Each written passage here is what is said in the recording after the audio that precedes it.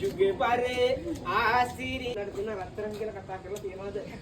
බලන්න මහත්තයාගේ ඇස් දෙක දිහා බලන රත්තරන් නා ආදරේ කුමරිකයි මේ මංගල මුද්ද මනමාල මහත්තයාගේ ආදරේ තිබුණේ නැහැ තියෙන්නේ දෙකක් ඒක දරන්නකදී මනමාල මහත්තයාට තේරෙනවා අදිස්ක සෙනෙහස සතුට ජීවිතයට නව අරුත කලන්දන්නක මනමාල මහත්තයාට කුඹරිට පළදන්න දැන් මංගල මාලේ මට දිවි ඇදිතෙක් ඉල්ලන රත්තරන් බඩුවේ වැරන්දනවා කියන පොරොන්දු තමයි ඒවල බලන්න ඕනේ ලස්සනයිද කියලා. ඔව්.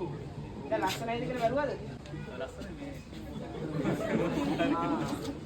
එයා ඉල්ලන සල්පිලිය වන්දනවා කියන පොරොන්දු. මෙච්චර වන්දන්න තමයි කොල්ලගේ උමනාව.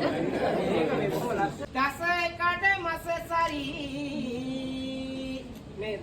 මනමාල හාමිනේගේ අම්මා අඬන්නයි සූදානම්. මේ අඬන වෙලාවක් මේ හිනා වෙන වෙලාවක්. එහෙනම් මේ කවිපත්‍ය මෙතකින් අතර කරලා හත් දෙකට ගෙනෙමු. පිබැරිකමක් මට නොදැනෙන නියාරණි. පුතේ කියාගෙන හල්ගේ පවුන් වැඩුවේ අම්මා අලුමුරේ කණු මැනවි අප්පච්චියේ සාරේ. මොන්ගේ song.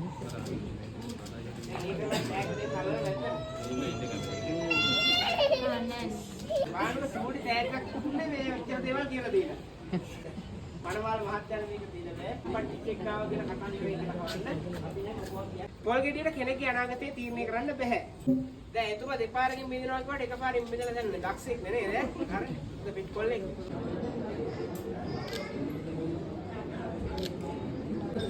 ලස්සනට ඉනාවලා දැම්මොත් විතරයි කිරි උතරන්නේ නේද ඉනාවලා දාන්න.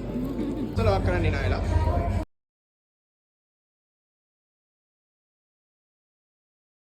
කිරි උතරන ගාන ඉනාවලා.